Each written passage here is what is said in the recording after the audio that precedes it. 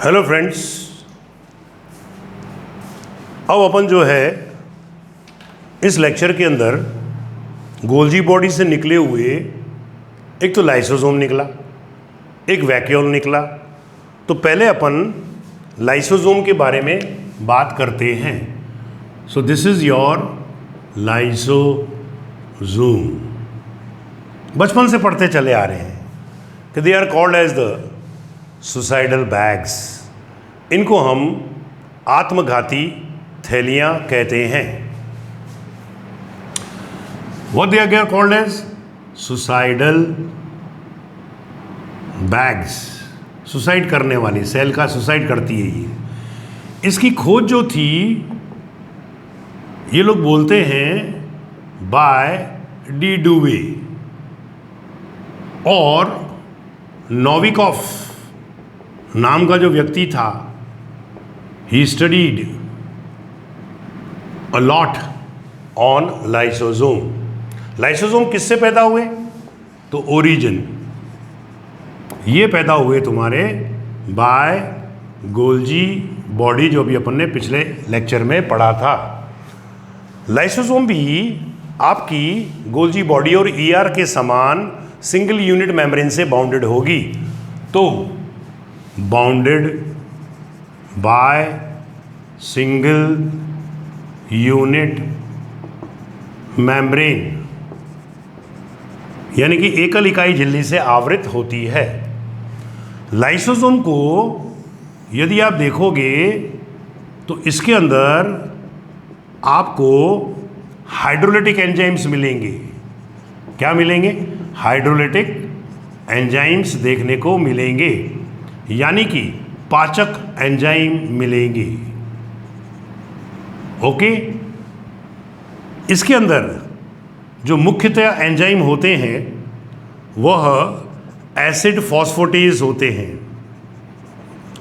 Acid phosphatase enzyme होते हैं और लगभग 40 से अधिक प्रकार के एंजाइम जो होते हैं, जो पाचन में सहायक होते हैं, वो लाइसोसोम के द्वारा या लाइसोसोम में उपस्थित होते हैं। तो मैंने कि तुम्हारा माध्यम क्या है? What is your pH? तो लाइसोसोम ने बोला कि सर मेरा पीएच जो है वह 5 है। ओके, साइज वगैरह जो डेटाज होते हैं, कितनी चौड़ी कितनी मोटी, that you have to learn it. अब अगर ये हाइड्रोलिटिक एंजाइम जो इसके अंदर उपस्थित हैं, जैसे कि वो सेल्यूलेज हो सकता है, प्रोटीएज हो सकता है, लाइपेज हो सकता है, न्यूक्लियोसिडेज हो सकता है, न्यूक्लियोटाइडेज हो सकता है, जब वो फट जाएगी तो प्रत्येक एंजाइम जहां जहां पर उसका सबस्ट्रेट होगा उसको जाकर वह पाचन कर देगा। तो सेल तो रोने लगेगी, वो बोलेगी भाई आप क्या कर रहे हो, मैं तो बर्बाद हो जाऊंगी। इसीलिए तो लाइसोसोम को हम सुसाइडल बैग्स कहते हैं। अपने घर में रहकर अपने घर वालों की हत्या करता है। ओके, और इससे पूरा घर बर्बाद हो जाता है, पूरी सेल बर्बाद हो जाती है। लाइसोसोम जो होता है उसको अगर अपन देखें तो इसमें एक एंजाइम होता है, उसको बोलते हैं अल्फा एल आइडोरोनीडेज एंजाइम। अगर इसकी कमी हो जाती है तो एक बीमारी हो जाती है जिसमें हड्डियां टेढ़ी हो जाती हैं। The bones they get deformed, हड्डियां विरूपित हो जाती हैं। तो इसकी कमी के कारण जो डिसीज होती है उसको हम लोग हर्लर की डिसीज कहते हैं। हर्लर्स डिसीज कहते हैं। ओके, तो discovered by de Duve, studied by Novikoff, origin by Golgi body, bonded by single unit membrane. कौन से एंजाइम? Acid phosphatase. कितने? 40 से अधिक। कैसे एंजाइम? हाइड्रोलिटिक पाचक एंजाइम। पीएच कितना? 5। अल्फा एल आइडोरोनीडेज एंजाइम की कमी के कारण जो बीमारी होती है उसको हम लोग हर्लर का रोग कहते हैं। इसमें जो सिम्टम्स होते हैं, यानी कि लक्षण जो होते हैं, वो होता है बोन डिफॉर्मेशन, यानी कि हड्डियां विरूपित हो जाती हैं। ओके, अब बात चलेगी कि लाइसोसोम जो होता है वह लाइसोसोम के जो एंजाइम होते हैं वह दो घटनाओं में भी शामिल होते हैं। एक कहलाता है ऑटोफैगी। ऑटोफैगी को हम लोग स्वभक्षण कहते हैं। और स्वभक्षण के उदाहरण कौन से हैं? कीटों के अंदर कायांतरण, वो अपनी त्वचा को बदलते हैं, एक्डाइसिस त्वक पतन करते हैं मेटामॉर्फोसिस के समय। तो मेटामॉर्फोसिस इन इंसेक्ट यानी कि कीटों के अंदर ये जो है कायांतरण में हेल्प करते हैं। बोन फॉर्मेशन जब होता है, बोन फॉर्मेशन हस्ती निर्माण, हड्डियों के बनने में भी मदद करते हैं। नंबर 3, सीड जर्मिनेशन जब होता है, बीज का अंकुरण जब होता है, तब भी ऑटोफैगी होती है। 4 नंबर, स्टारवेशन के समय, आपको भूख लग रही है, आपको खाना नहीं मिल रहा है, तो क्या होगा? आपकी सेल्स के अंदर वो लाइसोसोम फटना शुरू हो जाएंगे, उन्हीं को डाइजेस्ट करना शुरू कर देंगे। खुद ही खा रहे, स्वभक्षण कर रहे हैं, उसी को हम लोग ऑटोफैगी कहते हैं। दूसरा एग्जाम्पल हमारे पास में है ऑटोलाइसिस। ऑटोलाइसिस का मतलब होता है स्वक्लयन, यानी कि अपने आप ही अपघटित होना।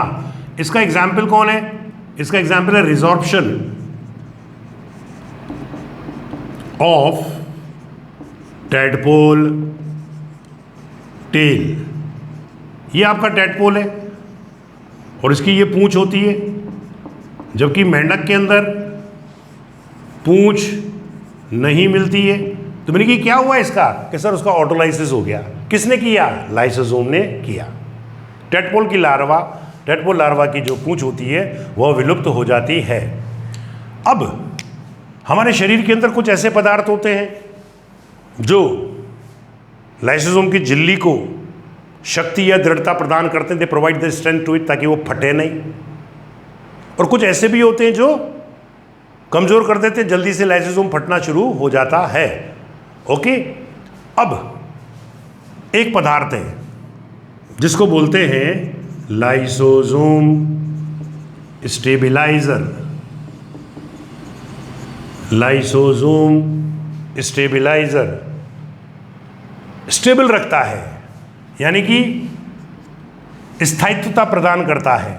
किसको? लाइसोसोम को। तो stabilize lysosome membrane, lysosome membrane को स्थायित्वता प्रदान करता है। ओके, वो कौन से पदार्थ हैं? एक है कॉर्टिसोन, एक है कॉर्टिसोल, एक है कोलेस्ट्रॉल। मिल गया? अभी ये तो पहला वाला हुआ जो स्थायित्व प्रदान कर रहा है। दूसरा वाला लाइसोसोमल लेबिलाइजर, यानी कि कमजोर करने वाले। तो डी स्टेबलाइज कर देते हैं हम लोग, डी स्टेबलाइज लाइसोसोम। ऐसे कौन से पदार्थ हैं? तो आंसर हुआ टेस्टोस्टेरोन एंड प्रोजेस्टेरोन। ये सेक्स हार्मोन है, आपको मालूम होना चाहिए। टेस्टोस्टेरोन हार्मोन नर में पाया जाता है, प्रोजेस्टेरोन हार्मोन मादा में पाया जाता है। अगर किसी के अंदर ये सेक्स हार्मोन ज़्यादा निकलते हैं तो लाइसोसोम के फटने के चांसेस जल्दी हो जाते हैं, ज़्यादा हो जाते हैं। इसी के साथ हमारा जो है ये लाइसोसोम समाप्त होता है। ओके, अब हम लोग बात करेंगे उसी संरचना की जिससे कि लाइसोसोम पैदा हुआ, और वो कौन थी? तो आंसर है उसका गोल्जी बॉडी। वो संरचना कौन है जो कि गोल्जी बॉडी से पैदा हुई along with the we can say it lysosome? उसका नाम है vacuole. So this is your vacuole. Vacuole को हम रिक्तिका कहते हैं, रिक्तिका, वैक्यूल हिंदी में। So this is your रिक्तिका।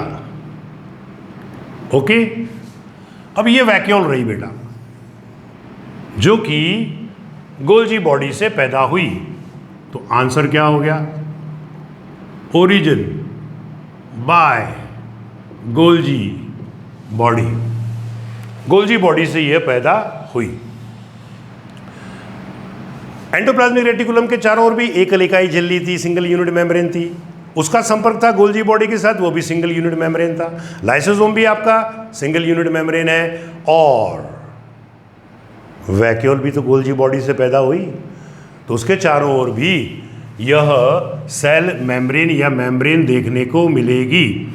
इस मेम्ब्रेन को हम लोग टोनोप्लास्ट कहते हैं। ये क्वेश्चन दे रखा है हमारी एनसीईआरटी में, जो आपको याद करना चाहिए। टोनोप्लास्ट, इसी के अंदर आपको भरा हुआ रस जो होता है उसको हम लोग बोलते हैं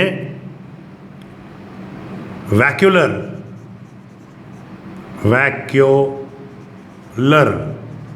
सैप। सैप माने रस, यानी कि रिक्तिका का रस कहते हैं। ओके, अब ये जो वैक्यूल है यह आपको 3 प्रकार की देखने को मिलती है। एक कहलाती है कॉन्ट्रैक्टाइल वैक्यूल, कॉन्ट्रैक्टाइल वैक्यूल, जिसे हम लोग संकुचनशील रिक्तिका कहते हैं। ऐसे वो स्पंदन करती हुई सेल के अंदर घूमती रहती है।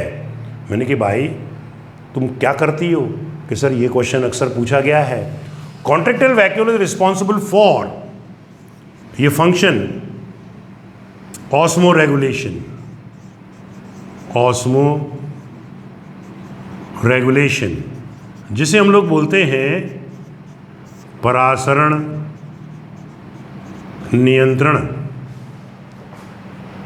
Okay, what do you mean by osmoregulation? To control the quantity of the water inside the cell. कोशिका के अंदर जल की मात्रा को नियंत्रित करना। हम खूब पानी पीते हैं तो खूब मिक्टूरेशन करते हैं, यानी कि मूत्र उत्सर्जन खूब करते हैं। क्यों करते हैं? क्योंकि जितनी पानी की आवश्यकता होती है हमारा शरीर रख लेता है, अतिरिक्त जल को मूत्र के रूप में, यूरिन के रूप में हम लोग बाहर निकाल देते हैं। इसका मतलब किडनी जो है वो इस कॉन्ट्रैक्टाइल वैक्यूल के रूप में कार्य कर रहा है। ये क्वेश्चन एक बार अमीबा में से पूछा था इन्होंने, कि अमीबा में कौन सी संरचना जो होती है वो किडनी के रूप में कार्य करती है। तो एक्ट लाइक ह्यूमन किडनी, हालांकि किसी की भी ले लो, किडनी का काम ही यही होता है। तो act like human kidney. Now this contractile vacuole is also visible in amoeba. Amoeba के अंदर भी यह दिखाई देती है। ओके, अब दूसरी वैक्यूल, तो this was your contractile vacuole. Now I am going to talk about food vacuole. Food vacuole के बारे में मैं आपसे बात करने जा रहा हूं। तो इसमें क्या होगा? फूड होगा, और हम जब खाना खाते हैं तो हमारा भोजन कहाँ जाकर स्टोर्ड होता है? टेम्परेरी, वहाँ जहाँ डाइजेशन होता है, दैट इज योर स्टमक। तो ये भी क्वेश्चन पूछा था कि फूड वैक्यूल जो होती है इट एक्ट लाइक स्टमक, यानी कि आमाशय के समान कार्य करती है। और एक होती है वाटर वैक्यूल। वाटर वैक्यूल के अंदर वाटर भरा हुआ रहता है। बात खत्म। छोटी छोटी सी बातें होती है जो अपने को मालूम होनी चाहिए। अब एक है डेलिया प्लांट होता है, उसकी रूट के अंदर इनुलिन कार्बोहाइड्रेट पाया जाता है। मैंने कि भाई साहब आप कहाँ रहते हो? कि सर वैक्यूल पढ़ा रहे हो तो वैक्यूल में मिलूंगा। ये इंसुलिन नहीं है, ध्यान रखना, ये कार्बोहाइड्रेट है। इंसुलिन तो क्या है? प्रोटीन है। एक होते हैं C4 प्लांट्स। C4 प्लांट्स में से भी एक बार क्वेश्चन बना था कि C4 प्लांट्स में जो मैलिक एसिड बनता है वह रात भर, यानी कि फुल नाइट कहाँ पर स्टोर्ड रहता है? तो आंसर होता है वैक्यूल के अंदर, इन वैक्यूल। ओके, ये रहा हमारे पास में वैक्यूल के बारे में डिस्क्रिप्शन। अब मैं आपको इधर ही एंडोमेम्ब्रेन सिस्टम बताने जा रहा हूं। एंडोमेम्ब्रेन सिस्टम बताने जा रहा हूं। ये एंडोमेम्ब्रेन सिस्टम जो होता है, एंडो माने अंदर, मेम्ब्रेन माने झिल्ली, सिस्टम माने तंत्र, तो हिंदी में क्या बोलेंगे? अंतः झिल्ली तंत्र कहेंगे। क्या हुआ? ये आपकी सेल मेम्ब्रेन थी, उसमें से ये क्या बनाया था? बोलो, ईआर। अब ये ईआर की झिल्ली का संपर्क जो है, फिर मैंने किससे बताया था? गोल्जी बॉडी से। तो इसकी झिल्ली और इसकी झिल्ली में संबंध है। और इधर मैंने आपको जो है लाइसोसोम बना के दिखाया था, और इधर मैंने आपको जो वैक्यूल बना के दिखाया था। तो this is your ER and this is your GB, यानी कि गोल्जी बॉडी। जब कोशिकाओं की झिल्लियों का संबंध आपस में सहसंबंधित होता है तो हम उसको एंडोमेम्ब्रेन सिस्टम कहते हैं। परंतु माइटोकॉन्ड्रिया तो बेचारा अलग पड़ा हुआ है, दूसरा क्लोरोप्लास्ट भी अलग पड़ा हुआ है। तो मैंने इनको पूछा, मैंने कि तुम अंत्य झिल्ली तंत्र के भाग नहीं हो क्या? उसने बोली सर हम तो यहाँ पड़े हुए हैं, हमारा कोई संबंध ही नहीं इनकी झिल्लियों से।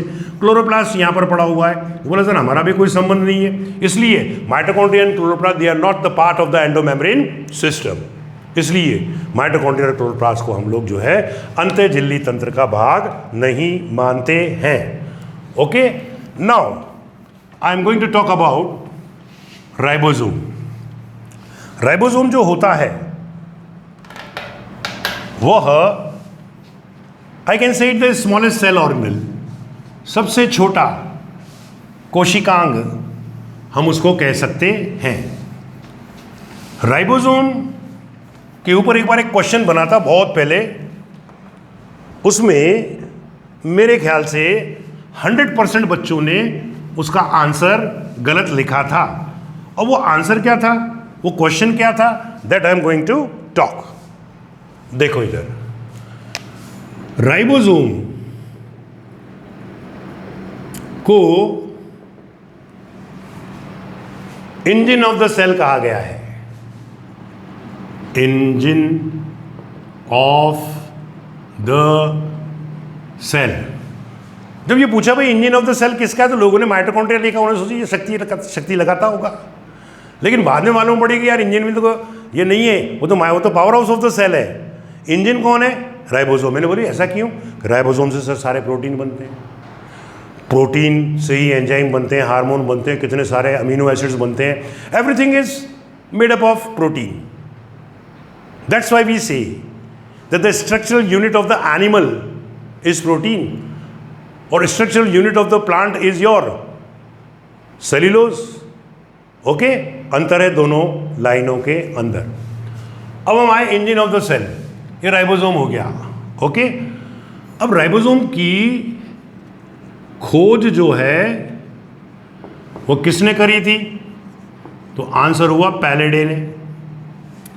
इसलिए इसको पैलेडे की कणिका या पैलेडे ग्रेन्यूल्स भी कहा जाता है।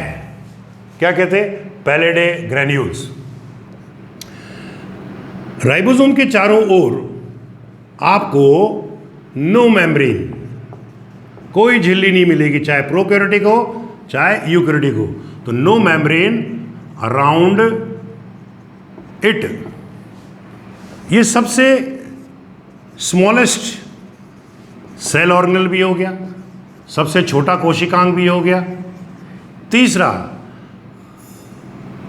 लाइटेस्ट, सबसे हल्का भी होता है सेल ऑर्गेनल। आप सेल को स्मैश कर दो, होमोजेनाइज कर दो, और फिर किसी पानी में डालो या सॉल्यूशन में डालो तो ऊपर ही ऊपर कौन तैरता हुआ नजर आएगा तुमको? राइबोसोम। आ गया समझ में?